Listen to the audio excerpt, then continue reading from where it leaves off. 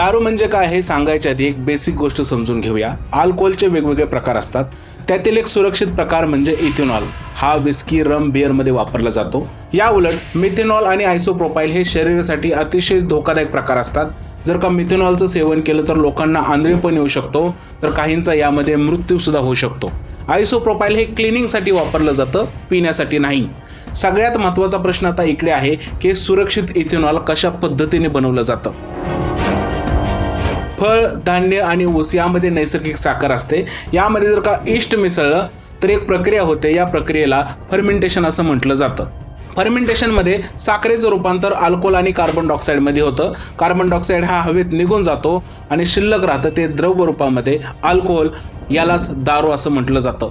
ही सगळी एक नैसर्गिक प्रक्रिया आहे, पण माणसाने अजून पुढचं पाऊल टाकलेलं आहे, कारण माणसाने यामध्ये डिस्टिलेशन केलेलं आहे. आता डिस्टिलेशन म्हणजे काय? फर्मेंटेशन झालेल्या मिश्रणाला गरम केलं जातं, त्यातून वाफ वेगळी केली जाते. ही वाफ थंड करून द्रव रूपात आणली जाते आणि यामध्ये अल्कोहोलचं प्रमाण खूप जास्त मोठ्या प्रमाणावर असतं. खरं तर अल्कोहोलचे दोन प्रकार आहेत. एक आहे अनडिस्टिल म्हणजेच फर्मेंटेशन केलेलं अल्कोहोल. यामध्ये धान्यापासून बिअर बनते, त्यामध्ये 4 ते 6% एवढं अल्कोहोल असतं.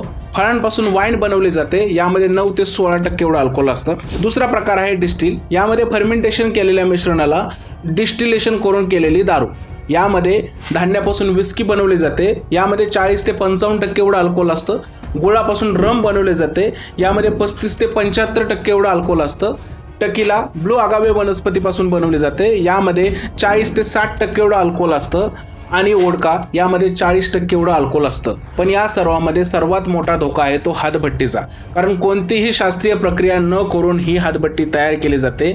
यामध्ये कधी कधी इथेनॉलच्या ऐवजी मिथेनॉल तयार होतं आणि यामुळे विषारी दारू पिऊन बऱ्याच लोकांचा मृत्यू सुद्धा यामध्ये होतो. म्हणजे थोडक्यात सांगायचं म्हणजे दारू ही नैसर्गिकरित्या तयार होते, त्यामध्ये जर का डिस्टिलेशन केलं तर अल्कोहोलचं प्रमाण वाढतं आणि जर का हातभट्टीने दारू बनवली तर ती विषारी बनते, म्हणजेच मिथेनॉलचं प्रमाण वाढतं.